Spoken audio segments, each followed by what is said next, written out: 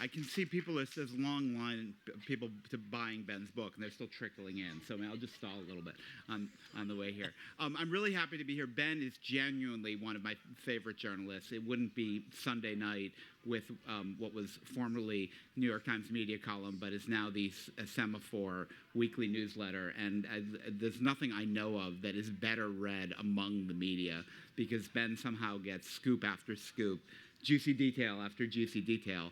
And for those of you who haven't read this, we're not going to spoil it. It's such a fun read.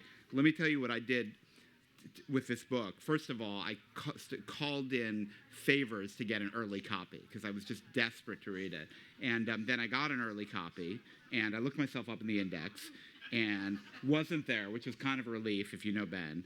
And then I read it in about 5 hours. And it's a super fun read. And one of the things, I had a lot of realizations reading it, because I was sort of, shall we say, on the periphery of a lot of the phenomenon Ben describes. But to think of viral media as a historical moment that is over, at least that you can write a book about it, was really, really interesting to me. It didn't occur to me that we were done with it. But that does raise the question, is viral media of the kind that you're talking about now a historical phenomenon, at least in the sense of history of media, history of journalism, or are we still doing the stuff? Well, thank you for all the kind words. I'm sorry about one of the main reactions to the book. Andrew Sullivan wrote a very eloquent review making this point, was that there was not enough about Andrew Sullivan in it. And I think, Jake, that's a reasonable reaction, because you do have to pick and choose your fighters. Yeah, I mean, I sort of wrote the book because I guess I came up after a period at the New York Times, or I guess leaving BuzzFeed, getting to the New York Times in 2020, just sort of feeling intuitively like the whole moment was over, and wondering what the hell had just happened, and wanting to go back and report it out. I mean, I guess I think of it as essentially this social media age, particularly as pertained to news, and politics and public information. I do think is over. I mean, it's not, these periods aren't cleanly delineated. Nobody like flipped the switch on Facebook and Twitter and turned them off. But if you think about how centrally, culturally relevant and politically relevant those platforms were 5-10 years ago, and now Facebook is as it used to be. Like, someone was just showing me this incredible video of a sloth, like that had survived a fire finding a baby sloth, and 10 years ago that would have been a photograph, but I think Facebook is sort of back to that. And also, when it's your own sloth or your child, also that. And Twitter is falling apart in its own way. And I don't think these are fundamentally, it's partly because of management choices and political choices at those places, but mostly I think we kind of all got sick of that as a way to communicate. Yeah. I mean, but when you think about, not just Facebook and Twitter in a different way, but Vice, BuzzFeed, Vox, the Huffington Post, Gawker. Yeah. Did anybody have a good experience with digital journalism? I mean, everyone feels burned by it in one way or another. And there was a range of outcomes, but was there any good outcome? I mean, I guess I would say I think a lot of people, including me, feel like we did a lot of great journalism and did have had in some ways a good experience. But I think there was a fundamental bet it was really a business bet that didn't pan out. And the core of the bet was that as when cable was born in the 80s, so in the 2010s with these social media platforms, there were new companies that controlled the wires of the pipes of distribution. And if you got good at serving people through those pipes, ultimately, one way or another, those companies would pay you. And it happened with cable, right? Like Comcast pays tons of money to CNN and ESPN and all these people, to HBO.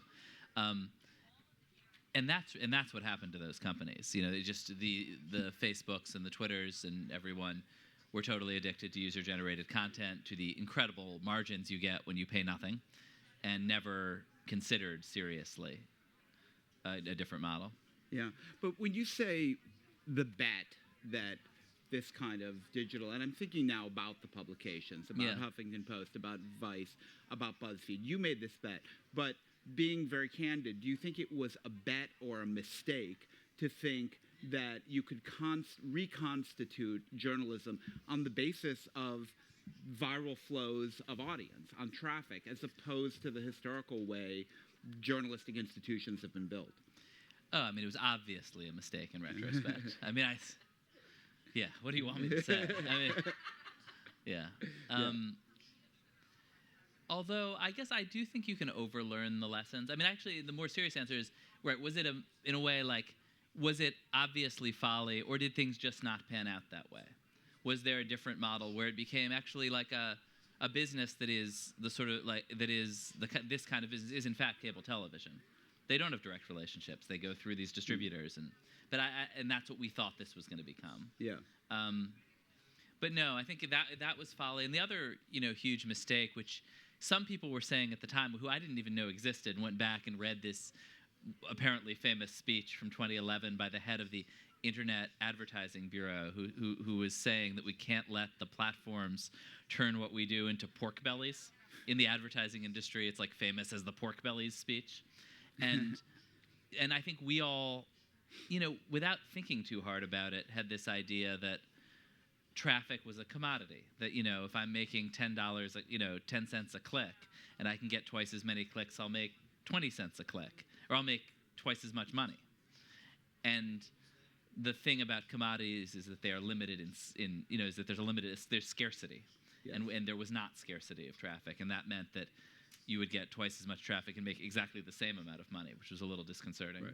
Well, what the scarcity turns out to be attention, right. not production. Right. Right. Which flips everything on its head. But I mean, this was such a pervasive idea that essentially no one was immune to it at the height. I mean, the New York Times was chasing traffic, not necessarily in the same way the Huffington Post was, but reporters were competing to see who had more page views on their piece, and they got into the game. Now they've sort of gotten out of that game. But why did this become a ubiquitous way of thinking about how media would now work? Well, I think that in a way, people in media had always, been hungry for an audience. And it's not like the internet invented tabloid journalism or invented ratings, right? But in a way, suddenly you were flying with the instruments switched on. And you couldn't lie to yourself and say, well, people come for this and they stay for that. Like, they don't even stay for the evening news; they're gone. And they, and you could see this with such sort of clarity that I think it prompted a lot of us to, in some ways, just over-optimize, take very literally this signal that the only thing people wanted was baby sloths. Yeah. So let's talk a little bit about the story you tell. Part of what's so great about this book is the conclusions are like 2 pages, and the story is like really captivating. But you focus it on the rivalry between 2 people, Jonah Peretti, who founded BuzzFeed, where you went to work, and Nick Denton, who founded Gawker. Tell us a little bit about the 2 of them, and in what way were they rivals? Yeah, I chose them because there was this moment that, like, I think is now sort of, for me, I was also sort of peripheral to most of this between 2000 and 2012 and kind of interested in it. And one of the things that I had forgotten was there was this moment after the tech crash in 1999 to 01 in Silicon Valley, when there was this idea that California was over and the new hub of innovation would be New York City. And these sort of media tech companies like Etsy and Foursquare and like Gawker and like Huffington Post, and they would mix technology and culture. And a lot of the people bouncing around there had a lot of fun and didn't really think about what they were doing, but 2 who really sort of looked at this and said, wow, this is going to swallow all of media, were Jonah Peretti and Nick Denton. That's kind of why I chose them, because I think they did see, to some sense, where things were going, and had these very different visions. Denton saw, and Gawker sort of had this ideology that the core thing the internet could do was strip away the hypocrisy, both from stories where journalists would say one thing when they went out and had drinks at a bar, and you'd have a super interesting conversation with a journalist covering the mayor or some celebrity, and then you'd read the story and it would be so boring.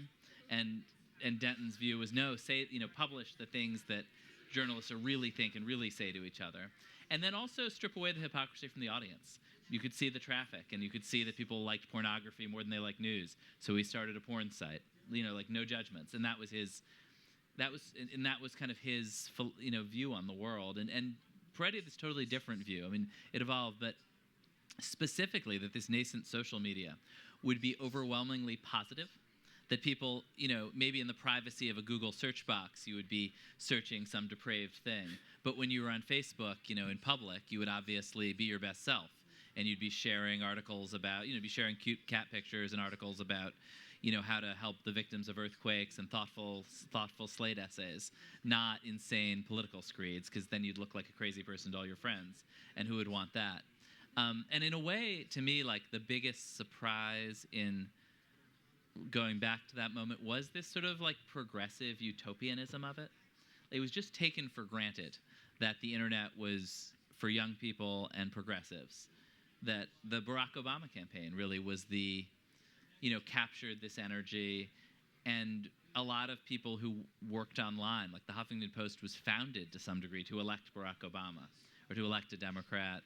And then Obama's election was seen in some ways as the culmination of the internet. Like, amazing, we did it, we're done. And he, Obama visited Facebook in 2011 to see Mark Zuckerberg, and he didn't have to say, I'm here because you guys are Democrats and this is a democratic institution. It just kind of went without saying. It was like visiting Madison, Wisconsin, or Martha's Vineyard, and that this was a liberal place. And the kind of speed with which that turned, and then the sort of clarity with which these new right-wing figures saw the power of these tools and these ideas and used them for their own ends, to me was like the real kind of vertiginous part of going back and reporting it. So I want to talk about that. First, I want to talk a little bit more about Peretti and Denton, because you describe Denton in a way I described, which is a pretty cynical character, the way I think of him. But Peretti, you describe as a more kind of positive outlook. I think of him as pretty cynical, too, in a certain way. And the whole idea that we can get people to click on this crap is kind of a cynical approach to journalism, if you want to call it that. And it is a big change from the paternalism you were talking about of this earlier stage of media, where media owners, editors think there are things that are important for citizens in a democratic society to know, and they give you foreign coverage that you don't necessarily want, and they give you substantive coverage that you don't necessarily want. And Jonah may have had the realization that what people really want is the feel-good stories and the pornography and all the populist things. But it's a pretty cynical outlook by comparison. It's interesting because when I got there in 2012, the last thing he would have called himself was a journalist. Yeah. I don't think he saw what he was doing as journalism at all. And it was me, and he had sort of come from this very specific experience that was totally different from the way most people get into media, which is he'd come up as kind of a prankster. I mean, this is a 90s term that now feels clunky to say, but he had like culture jammer. That was this sort of anti-advertising lefty movement of the 90s that he had sort of come out of, and his formative experience was when he was grad school at MIT. He was killing time, and Nike had done something then very innovative and allowed you to, on this sort of nascent internet, put any word you wanted on the side of a sneaker. You put your name, basically. Yeah. And he tried to put the word sweatshop, and a Nike customer service representative wrote back to him and said that it violated their terms of service, and he wrote back and said, no, it doesn't. I read your terms of service. It's a word in the Merriam-Webster dictionary, and they went back and forth for a long time, and he concluded the exchange by saying that he understood they wouldn't print it, but could they instead send him a photograph of the 7-year-old Vietnamese girl who had made his shoes. And thought he was super witty, and as like a super witty young man in 2002 would do, or 2000, I guess, would do, he tried to get it into the Harper's Index, and he sent it to Harper's, and they rejected it. And so instead, he forwarded it to a few friends. And email forwards were the first viral media. Yeah. And it went crazily viral. And within weeks, everyone in the country, it seemed like, had seen it. And he was on the Today Show debating a spokesman for Nike's about sweatshops, of which Jonah knew nothing. And he sort of had the unusual wisdom to realize that experience really wasn't at all about his own cleverness, but was about some new form of distribution that suddenly you could reach millions of people and get into the Today Show without owning a printing press, without having a broadcast tower, and became obsessed with chasing that. So I don't know if it's cynical or not. It's this utterly kind of orthogonal angle into the media. I think that's why he was so disruptive. Right. But it's revealing hypocrisy. He's saying there's hypocrisy on Nike's part. There's hypocrisy everywhere in the media and Sort of society. puncturing the marketing business, yeah. Which is a version of what Denton was doing, too, I would say, because Denton was saying, basically, the media's not telling you everything they know. They're part of a kind of cabal with politicians, with celebrities, and we're going to come in and break through that and give you all the gossip. By the way, that statement you just said has always been true, right, and was really particularly true and felt true in like the year 2003 or 2004, 2005, as the cabal of the media and the politicians sold the public a war that was an incredible disaster, right? And so I think it's funny because now I do think, and I certainly write in the book about all the damage this era did, but it's easy to forget what it was reacting against and how discredited people felt the media at large, the New York Times in particular, were. Yeah, I mean, there is a kept media phenomenon around certain industries, politics being the business, but obviously you get it with Hollywood and you get it with Silicon Valley, and that was ultimately Gawker's undoing, was trying to puncture it around Silicon Valley.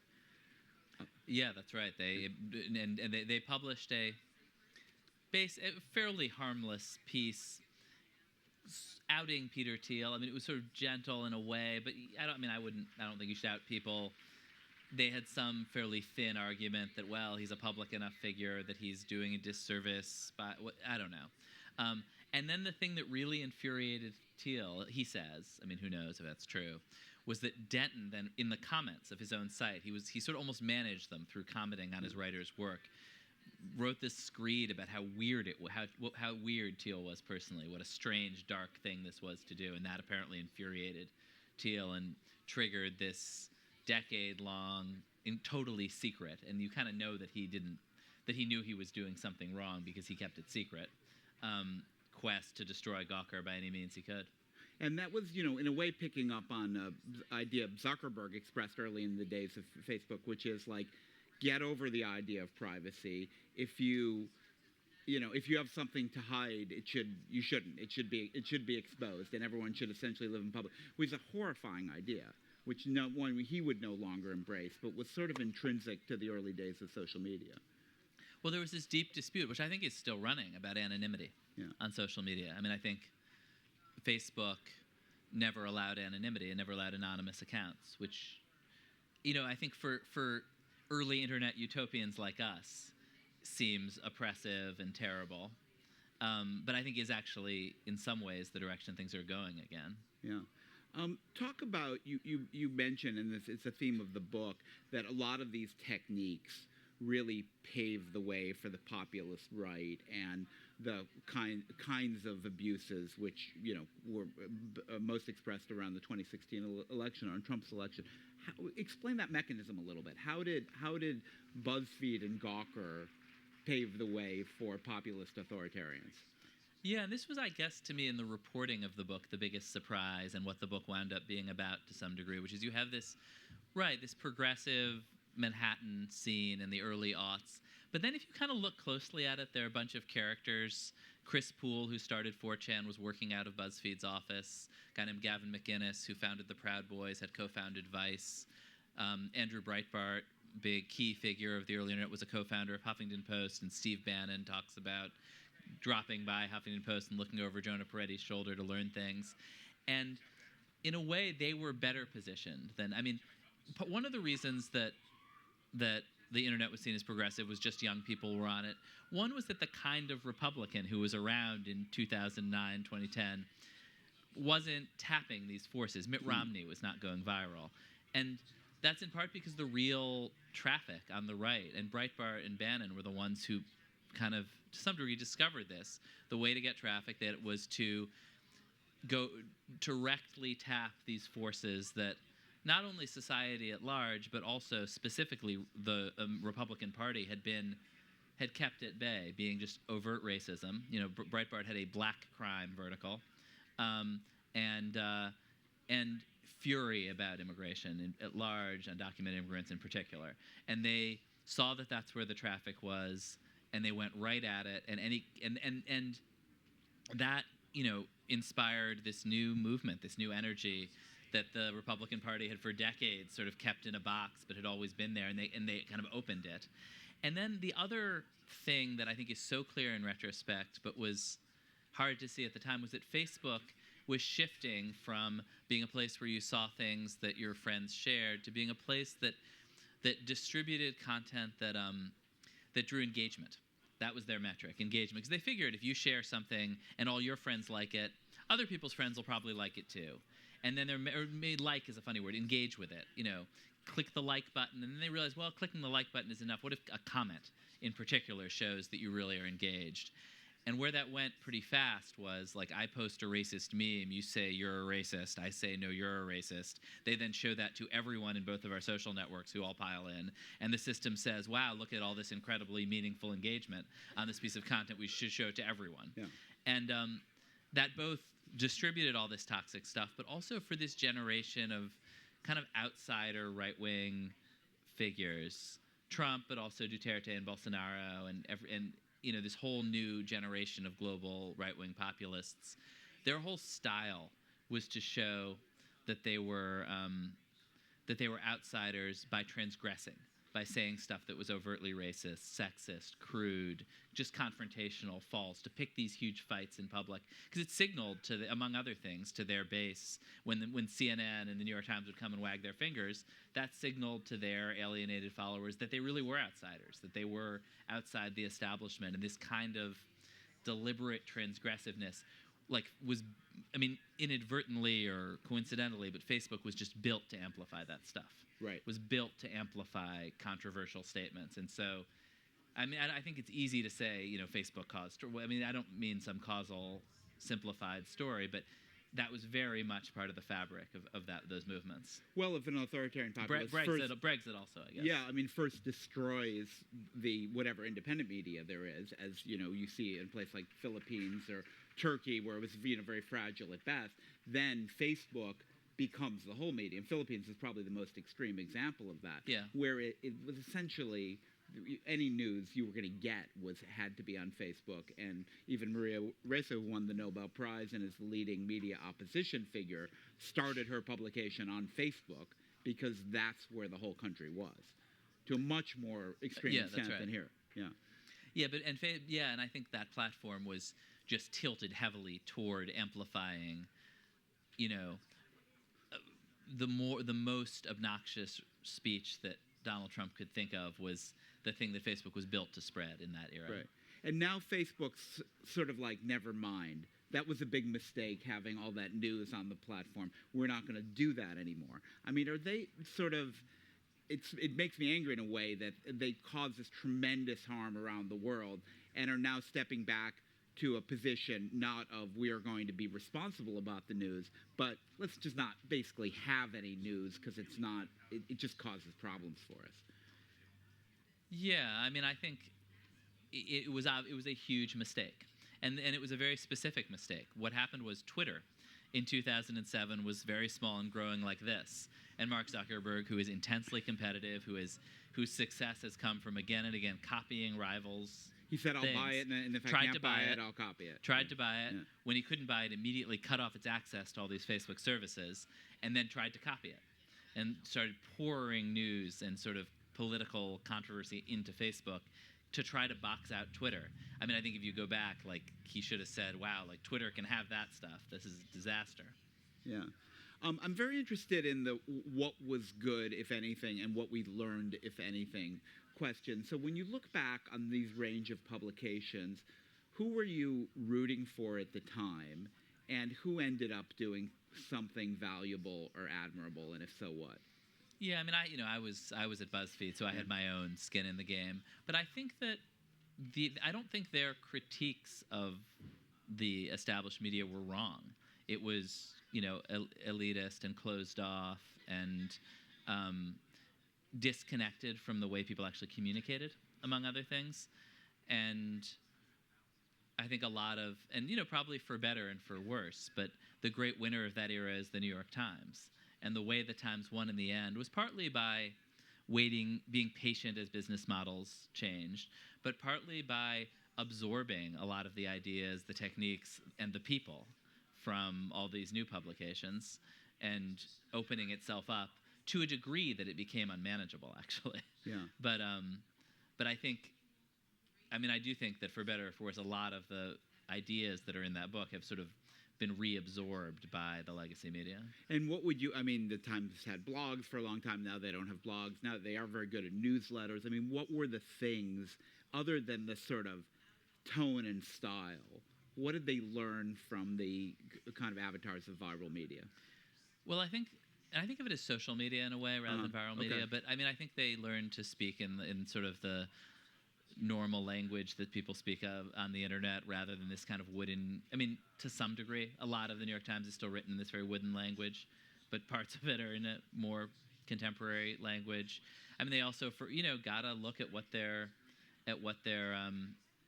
readers actually wanted to see and what they didn't, for better and for worse. Like, that basically killed the Metro section, which is too bad. But I think, the most powerful positive thing was that it met all these voices that had been totally shut out of, people who were not a specific, mostly white class of people who had gone to a set of schools and totally dominated the conversation, but also, in particular, non-Americans. Like, there's a kind of foreign correspondent journalism that was really only possible in the era before social media, where you could go to a country, make up whatever you felt like, and then put it in the New York Times, because you knew it was what a New York Times reader would want. That really has become impossible. Yeah. I think a lot of people reading the New York Times now, lifelong readers like myself, would say it is more polarized. The New York Times is less the voice of the sensible center and more a kind of participant in the political fight. And there's always, a debate about, do they put lies in quotation marks or not when they're talking about the Trump indictment. But do you see, how else has the New York Times been affected by the social media era? Again, I think it's like there was social media, there was societal polarization, and there was a shift to a subscription business model. And I think all three of those things push you really, really hard to say, wow, our core audience, as it always has been, is like my mom, a lifelong Democrat on the Upper West Side, and so who is not really in the sensible center or whatever you think you are. Like, she's a Democrat, and so they, I think those are all forces saying, wait, like, these are our bills-paying customers. We should be giving them what they want. And there is a pull in the other direction from the family that owns it, from its tradition. And then there's also Trump, whose style is to lie and challenge you to call him a liar. Right. It's a difficult position to be in. But there is also the pressure of, as you say, a subscription-driven business or an audience-driven business, which the Times is now, versus an advertising business. Advertisers are more conservative, and a lot of what they want is to avoid certain kinds of controversy. Right, as Michael Jordan apocryphally said, Republicans buy sneakers. Yeah. He didn't really say that? I think not. But he kind of, it's his point of view. Yeah. Let's talk about a few more episodes. One thing I'm eager to bring up with you again, in which you were front and center, was the dossier, now known, I guess, as the Steele dossier. But when that was circulating underground in Washington, and for those of you who don't remember, this was a anonymous set of intelligence reports that purported to show that Donald Trump was, fundamentally a Russian spy, but that, he'd been, hired hookers in a Moscow hotel and so on. And it, was 30-something pages of, really juicy stuff. BuzzFeed decided to publish it. Still a hugely controversial decision in the history of journalism. When I was teaching a course in journalistic ethics, several of my students chose that as their final paper topic. And I will say, I supported your decision to do that. But what do you think about it now? Was it the right decision? At the time, I felt very strongly it was the right decision, and now I feel very ambivalent about it. Yeah. But, the nature of the business is you have to make the decision in the moment. I was certainly coming from this kind of journalism that was, to some degree, about saying, screw the gatekeepers, they've done a bad job, and by the way, they can't control the gates if they even want to. and there's a level of respect for your reader who's a teacher or a lawyer or a construction worker, that like you don't have, as a journalist, some special skill. Like it's not like I can read this document and be safe, but if you see it, it will burn your eyes out. So to some degree, that's how I was thinking about it. When we got this thing, and we knew everybody in town had it, right? All the journalists, lots of elite journalists had it. Intelligence agencies and security officials, members of the Senate, members of the House, people in the White House. Like it was this. So and we're starting to make their decisions based on it. Harry Reid had said some stuff in public that was totally incomprehensible if you didn't know about this document. John McCain was acting in ways that, again, were hard to understand if you didn't know about this document. And yet, it was unverified, and we had also, like other outlets, sent reporters to Prague, to Moscow, trying to stand up or knock down the allegations and trying to find people at the Four Seasons Hotel to talk about the betting situation. I mean, and gotten nowhere. And it was essentially unverifiable. Right. Yeah. Right. It was close. Yeah. I mean, in the end, parts of it were verifiable and were knocked down. Right. But it was, and so, I think the trigger for us was that CNN reported that the document had been briefed to the president-elect Trump and to the president Obama, and that so there was this super secret document prepared by a reputable Western intelligence figure saying the president-elect had been compromised, that had been briefed to two presidents. And I guess my view, and it still really is, that at that point, when you're saying, I have in my hand a list of communists in the State Department, you've sort of passed the point where you can also not show it to the audience. You cannot say that you have it. You cannot say that there's a reputable document that says the president's a spy. But once you've said it, you can't just wave it around and not show it. And I guess I thought, and you know what, people will, I have a lot of, I think if you talk to regular people who consume the news, regardless of education level, they're usually surprisingly thoughtful. And not surprisingly, they're thoughtful. They're as smart as you and me. Journalists don't have some special, skill in interpreting the world. And I guess I thought, people will see this and they'll be able to hold in their heads, this is really shocking allegation and it's unverified. Actually, it turned into this kind of talisman of kind of resistance, liberals saying this thing is proof of what we already knew, of Trump people saying this thing is proof of a deep state conspiracy. It wasn't really either. And it's funny because I realized WikiLeaks was very, very similar in a way of just becoming this talisman that meant whatever people wanted it to mean, kind of regardless of its specifics.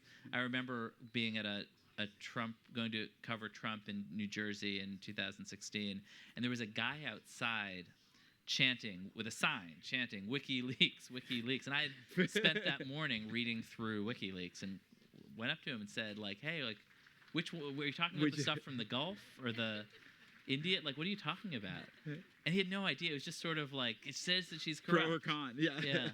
Yeah. I think if it happened again, it would be a really hard decision. As you say, on the one hand, it seems untenable if you're a journalist to be protecting your audience from information that is driving events. That's the argument for publishing it. But I thought my assumption was a lot of it would turn out to be true. At least 50% of it. And I think to date, essentially nothing in it has turned out to be true. Yeah, there was some stuff that was known by the time he wrote it about the Russians supporting Bernie Sanders on social media and stuff that was true but kind of trivial, and the really lurid allegations were not true, and his sourcing, as it's been revealed, was garbage. Yeah. He had a lot of credibility in part because he'd been central to the investigation of FIFA.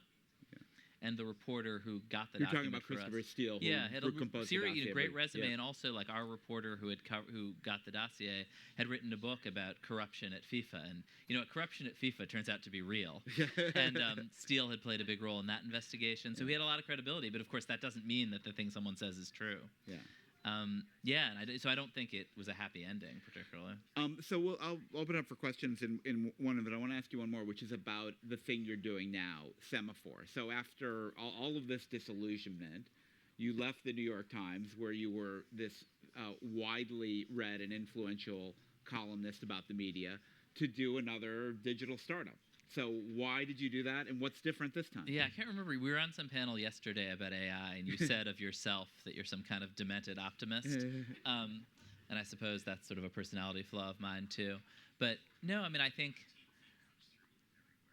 for all that was good and maybe mostly bad about social media, I do think that era is over, and it's been exciting to try to go back to this much older way of doing media, which is to find people who really want information told to them in a way that feels of this moment, is really sophisticated, is really transparent, is global, and talk to them directly with email is mostly how we reach people, which is both this kind of, which both drives me crazy because I'm such a creature of the internet. I'm used to, when I have a typo, being able just to quickly run in and fix it. When you have a typo in an email newsletter that goes to 50,000 people, you just get 10,000 emails saying, hey, did you notice you spelled the New York Times wrong, which I did last week? But other than that, unfortunately, AI is a good copy editor, so it doesn't happen that much. It's very exciting just to talk to your audience and literally know who you're talking to and people who chose to read you, and it's a very different, and it feels like there's an opportunity to help steer an audience that's very alienated from both the kind of crazy chaos of the news environment and of not being sure who to trust. Does the Semaphore newsroom not care about traffic, or care about traffic in a different way? I mean, you're right. For a decade or so, that traffic was the number one word everyone talked about. Is traffic still the term of art? I think we care about being read, of course. Every journalist always has, and traffic is, I suppose, a word for that. But no, I mean, we're much more focused on, I guess, conversions, or the new technical term of art, but of reaching people who want to stick around and want to read you again next week and like what you're doing and feel connected to your journalist, which is fun. Yeah. What sort of scale do you aspire to? So in the when BuzzFeed was riding high, there were you could go see Mark Andreessen and he would say New York Times is finished, BuzzFeed is going to be much bigger now. He doesn't say that anymore. He doesn't say that anymore. But there was a moment. I mean, there was plenty of hype, but the aspirations or the ambitions were very large. The valuations were very large, reflecting the possibility that there might be something real about those ambitions. How's it working? Yeah, and there was this illusion that media could be one of these tech businesses that just scale, like Facebook, that just over the course of a couple of years scales massively, and then figures itself out as a business because it's so large. And I think that's not how media works. That's not how news works. I think we are very, very ambitious about scale. We'd like to we think there's space for ultimately another global competitor to places like the Times and the BBC. But I think pretty realistic that that's a project of decades, not a couple of years, and are starting by trying to reach people who are really sophisticated and engaged around news, around kind of global news, with this one daily morning product called Flagship, and then in a series of niches: finance, tech and AI, media, U.S. politics, sub-Saharan African politics, just because I think the way news is organized now is very, very fragmented and very niche, whether you like it or not. So what is Semaphore's sort of unique selling proposition as a news site or a news organization? What do you do that's different or innovative? I guess I'd say two things. One is we're really transparent about who you're talking to. Like we were able to pick off, superstar journalists from places like the Post and the Wall Street Journal, but instead of writing in a kind of wooden news format where you're not really sure where the ideas are coming from, they're writing in their own voice. They're saying very clearly, here are the facts, here's my point of view. And then on the other side of the coin and through all of our products, saying, and here are all the other things from other outlets, including preferably thoughtful disagreements, so that you get the spectrum of analysis, and you don't have to, when you read something, as I do in a publication that I really like and appreciate, then Google the subject and read 7 other pieces so I can triangulate what's going on. And I think at a moment when people do feel that great publications like The Times are also much more ideological than they used to be, trying to be a bit of a counter to that. So there's no ideological. Is there an ideological profile of your readers or of the publication, or are you attempting to be totally neutral? Steve Bannon on his podcast the other day said that we were globalists but did a pretty good job. So I'll take that. So Steve Bannon, we used to. Not a fan of ours, but well, anyway, we're still quoting from one of our stories. Let's take some questions. Who has a question for Ben? I don't want to monopolize it here. Yes, we'll start here and move around. Yeah.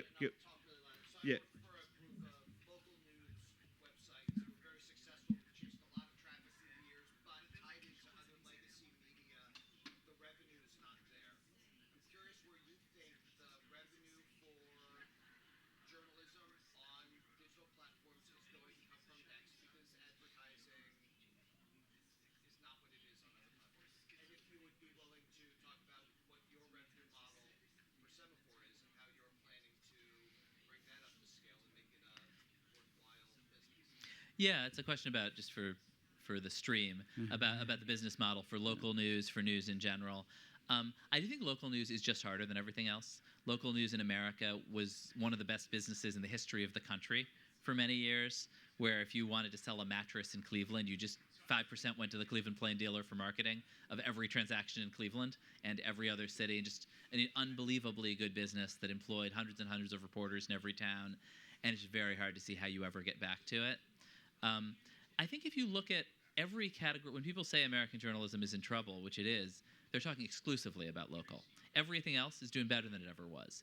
Investigations, national political news, business news, tech news, there's more of it than there ever was. But there's this huge crisis of local journalism that I think the answer is going to be a mixture of subscription and advertising, nonprofits, local television. I mean, all sorts of things, none of which ultimately add up to what you had in the 20th century. It's just, it's a huge problem.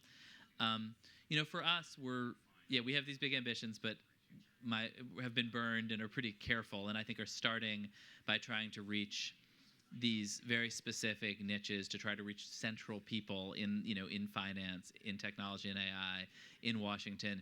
And there's a sort of smaller but very serious business around, I guess you'd say that the term of art is corporate brand reputation advertising, but basically marketers for whom it's important to reach the sort of central players in an industry, whether because those are the people who buy enterprise software or because they're the people who pass legislation.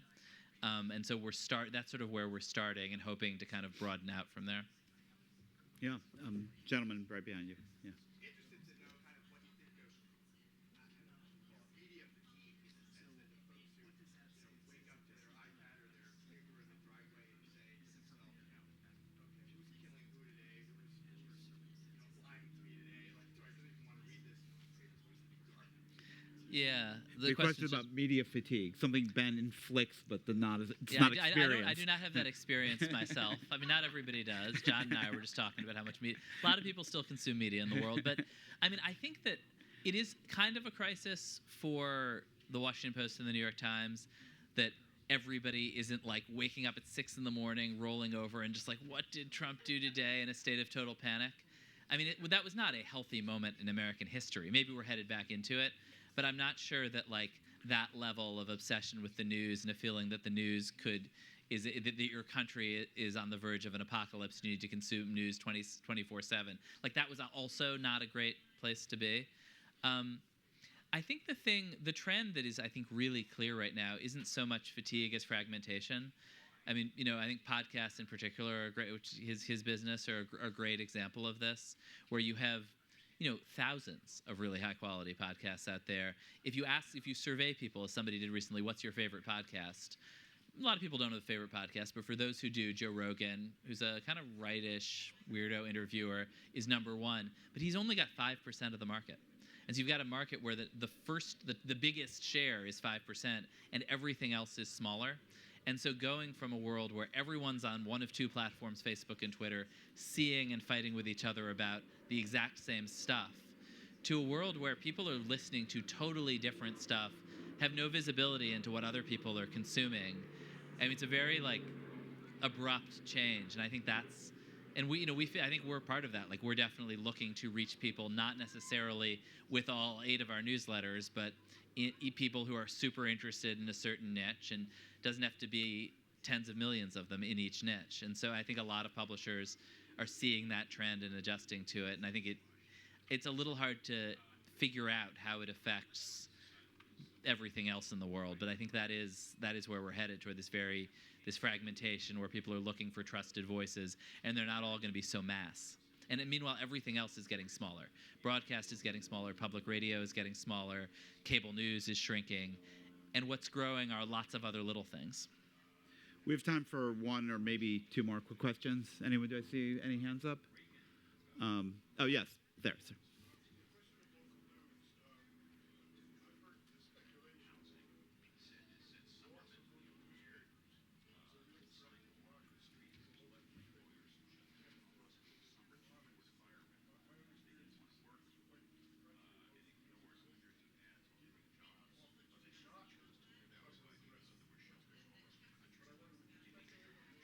Yeah, the question was about sort of local news and democracy, and yes, the reality that like we always romanticize the past, but actually often local news was terrible and in the pocket of local interests. That's true for sure, but I guess I do think that it is sort of strange and disorienting to be in these places where there's none. I mean, in New York, where my wife ran a local publication for years, which is incredibly satisfying journalistically, but a terrible, really incredibly hard business for the reasons I was talking about before. What you have increasingly is that the mayor has a big email list, and when he wants people to know something, he communicates with them directly, and that's the only place they're getting their news, and that's like kind of scary. And I mean, again, not that, as you say, not that the past was all that great, but I do think, I don't know, I think of local news to some degree as like a utility, like water or something. You just kind of need it to function, to keep places together. And there are kind of green shoots and leaves in some places, and the Vineyard Gazette is kind of an incredible exception to this trend, where you have a whole newspaper war here. It's amazing. But in a lot of communities, there's just nothing. And it's pretty disorienting. Do you think the loss of that competition in most places is a big factor? I mean, you're a very competitive journalist. You like scoops. You like beating the competition. I've always seen that as a really healthy and necessary element of journalism, although it's one that readers don't necessarily see. But yeah, it's actually something that drives me crazy, in particular about nonprofit media, which is a huge part of the answer and doing wonderful work. But there is a sense of we're all on the same side. We're all trying to do good in the world, and we're all going to divvy up America or divvy up different verticals and beats. But like, what if you are totally catastrophically wrong, which journalists sometimes are, I do think that competition, partly because journalism is so hard to get things right in a day. Like, just often you're wrong. And that competitive tension is really important. Yeah. I hope we've convinced you to go buy a copy of this incredibly entertaining and somewhat disturbing book. Ben, congratulations. Thank you very much. Yeah. What do we do? That was fun.